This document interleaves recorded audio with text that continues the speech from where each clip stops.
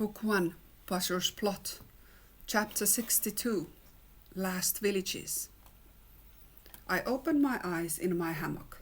I stared at the sky above. It was just starting to lighten a little from the night's darkness. I smelled coffee. I bet Tara is making coffee for everyone. Oh yes, I remembered. Bazur should not be able to get back to Myria. I wonder if there is a warm breakfast too coming now, since we do not have to worry about the smells. Well, we are here in the Six Woods still in the Whisper Willows village, so maybe we don't have food transport for warm foods. Wait, I do smell a warm breakfast. I raised my head and there was Jack and Tara cooking on a fire in the middle of the village. There were also many of the army creatures helping too. Oh yes, we have over 100 creatures to feed this morning. That is a lot. I went to join them and to help cook the food. That was not a big task since everyone was joining to help on whatever was possible. Soon we all sat down to eat breakfast. Coffee tasted so good this morning. It tasted the best I have ever had. I asked Tara, "Do you think he comes back?" We were sitting a little further away from everyone, so if needed to talk still about rescue plans, that would not bother the awakened ones. Tara looked at me. "I'm sure he will at least try. Myria is a place where time goes differently. He will age much more on Earth, and when he notices that, he will try anything to come back.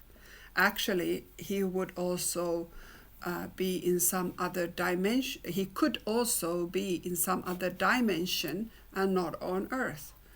Not really possible to know at this point. The entry to Myria is the same, and he cannot come back to his cottage, where he had the portal or sword. Myria's closed it, but he will find something out. He is an evil wizard, and nothing is too holy for him." I sat there silently with Jack for a while and said, "I love being here.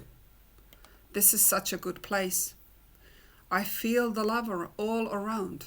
Even when Bazur was here, and obviously villages were deserted and everyone was afraid, there has been love all around." Jack nodded.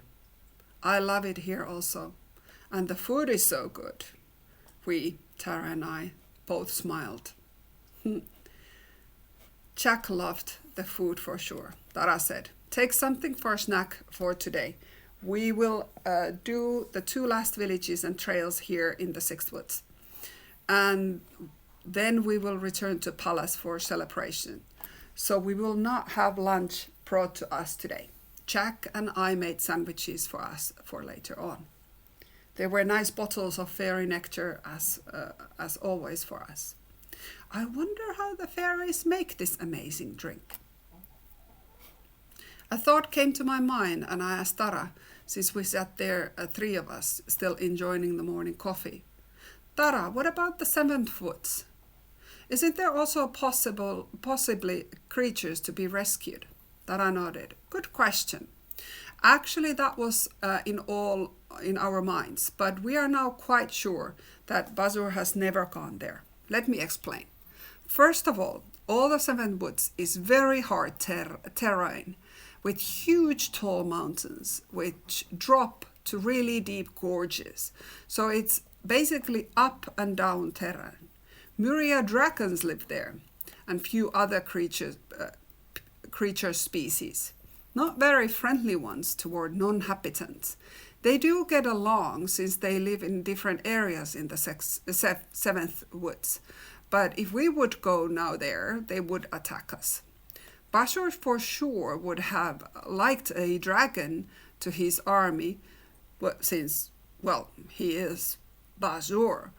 But we don't think he went to the 7th Woods. We also yesterday interviewed a lot of his army creatures. Some do remember some flashes, and they were mostly that they were looking Myria creatures in the 6th, 5th, 4th, and 3rd woods. Seems he has been mainly concentrating on those. Also, Varnok does remember a lot, since we think his size was helping him to not be totally under curse. He did realize early on that they were all cursed, so he played along and also managed to save creatures not getting hurt. He was half awake by himself and stayed to make sure others would not do stupid things and would stay alive. He did see the danger of Bazur going more and more black all the time. Jack and I looked at each other. He spoke first. "Dragons, how amazing!" I smiled and said. "Typical. I bet you would like to ride them and fly in the sky also." He looked at me like a kid in a candy store and yelped.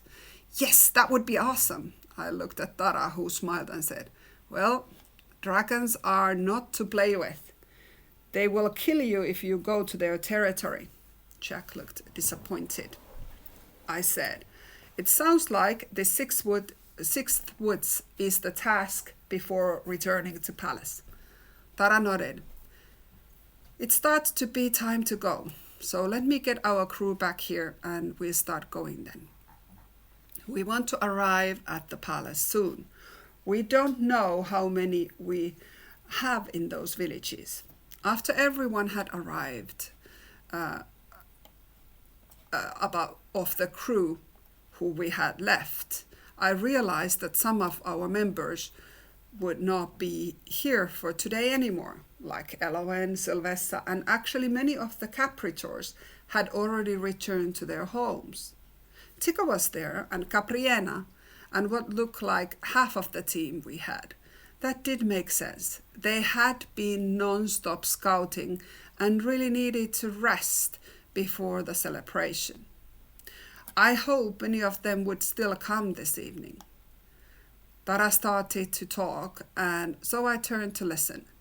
She said, "There are 2 villages. I know Sarah and Jack prefer to work together, but I feel that we would actually split this last part into 2 teams.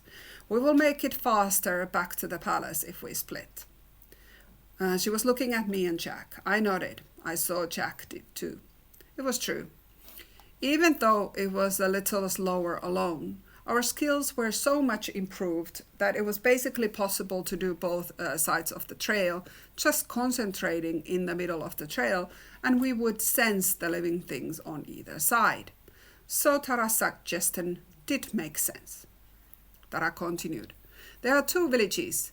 The 2 villages are Glimmerreach and Myrhollow. If Glimmerreach goes Sarah, Gernok, Tim, Dora, and Varnok. Barracks and Capritors, you decide how you wish to split." I looked at them and saw that actually all 4 barracks were also here with us. Myriads and I would need help to get these rescued to the boats. I know on the 4th woods we will have help guiding them to carriages and so forth. I know on 3rd woods we will have help guiding them on the carriages and so forth. But would you mind working as transport from villages to boats? That would leave me and Tora to support medical elves with the remedies, since we only have Tim and Tom. Svala smiled. "For sure. I propose that we send Eiriker to the palace in the first 4 boats, and he can make sure that there is someone guiding them for the next ones. He needs to go to rest. It took a lot of his magic for us to create a block for Bazur. We will learn this darker magic. We will never used before, so he's really tired from it now."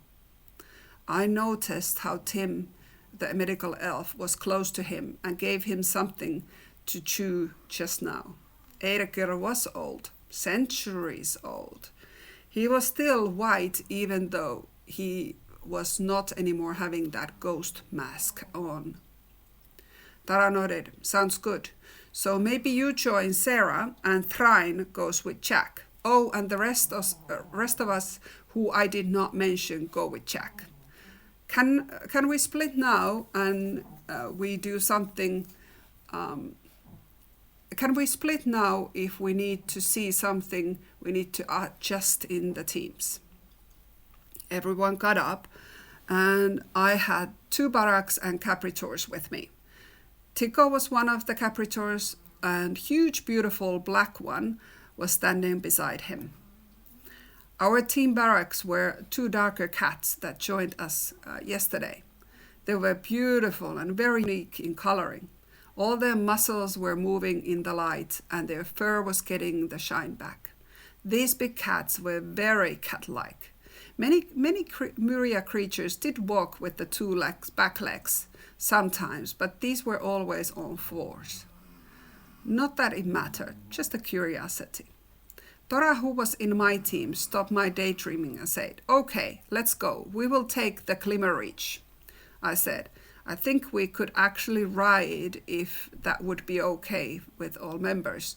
If I ride in the middle of the road on Garnock, and he go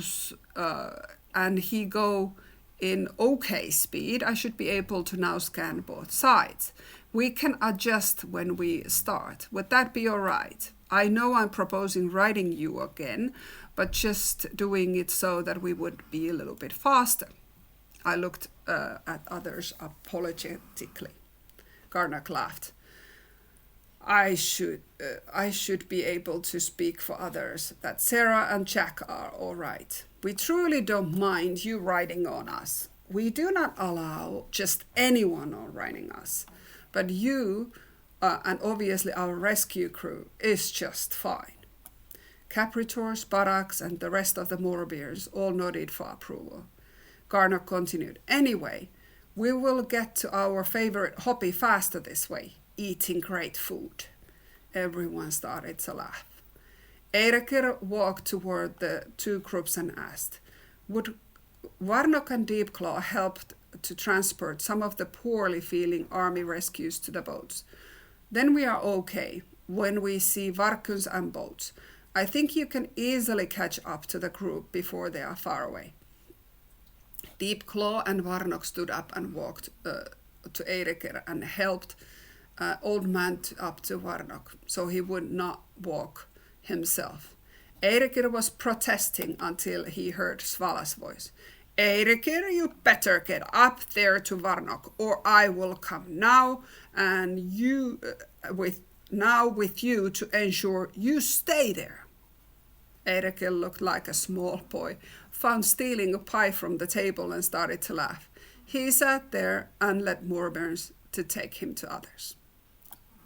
We saw the army rescues getting organized, and we turned to go our way for now.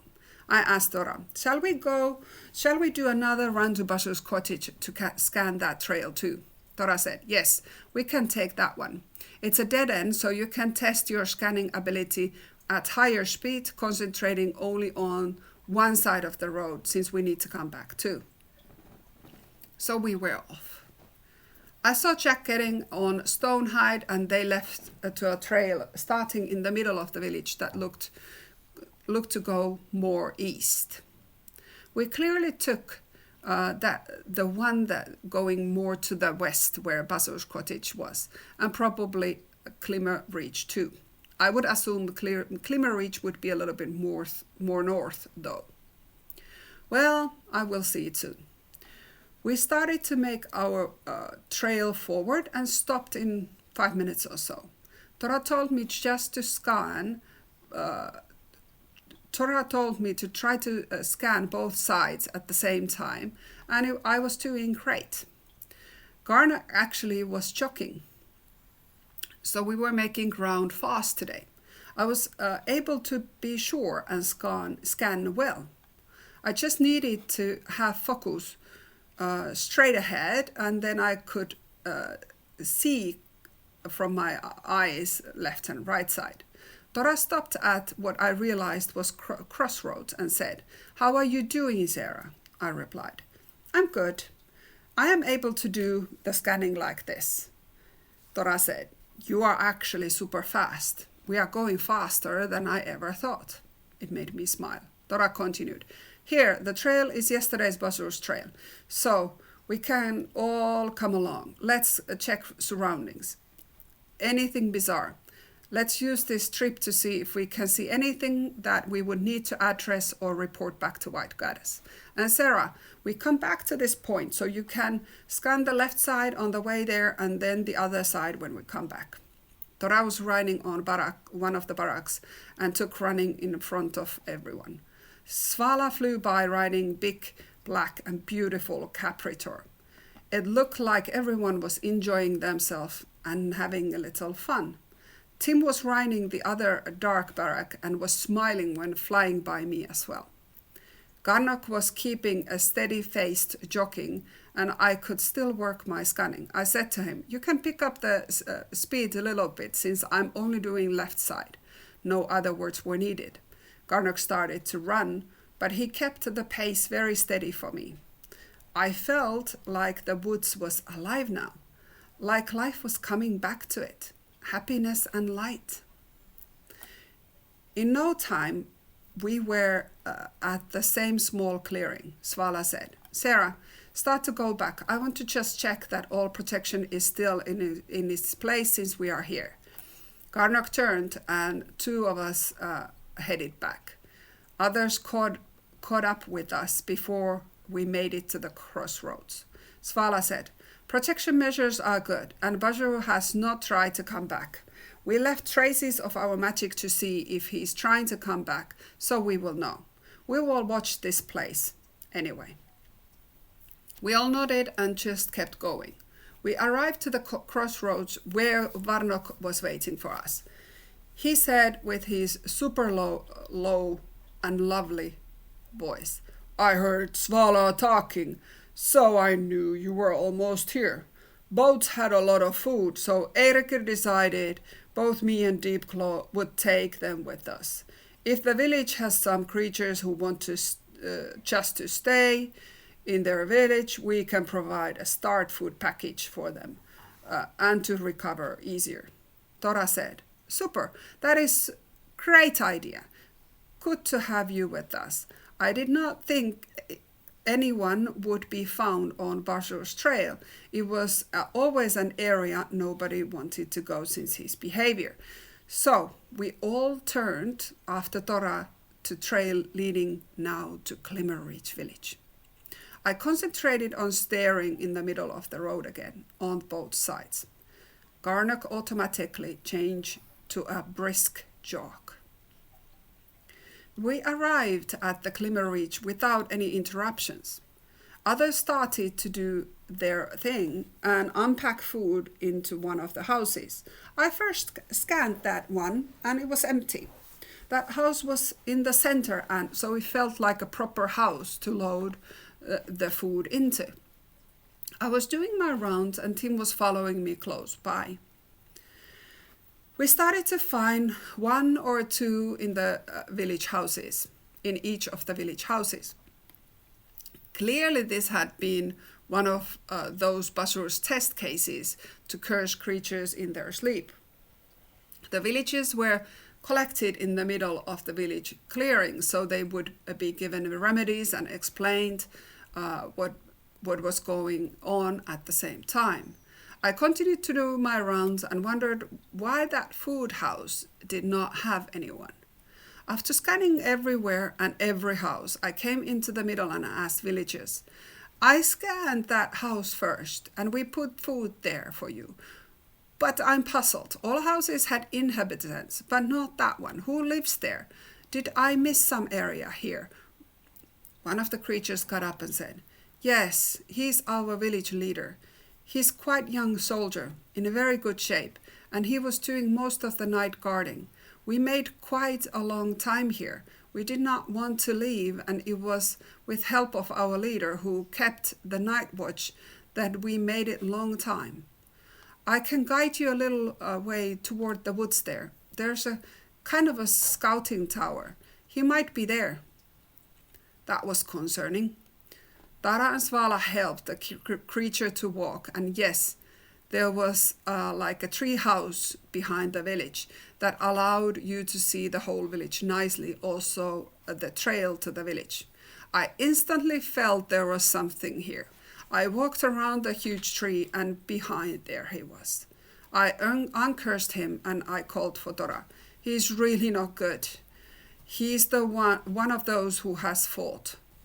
Dora ran around the tree and said, Tiko. Tiko popped his head up from the forest and saw the creature in bad shape and instantly turned his back to Dora.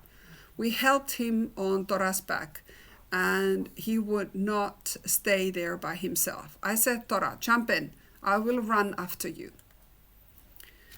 Tiko and Dora arrived at the Glimmer Reach Center with this brave village leader, and others were helping him down. Tim was doing everything he figured to do to help him. He was in bad shape. He opened his eyes and looked around his villages and whispered, "You are all safe." And he closed his eyes again.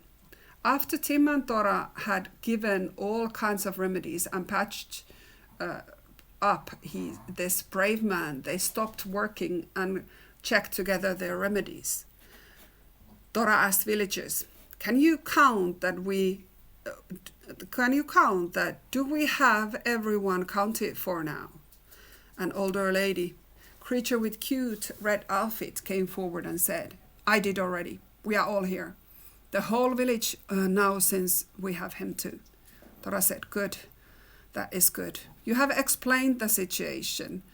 You have been explained the situation. Bazur is gone for now, and his way has been blocked. That does not promise forever.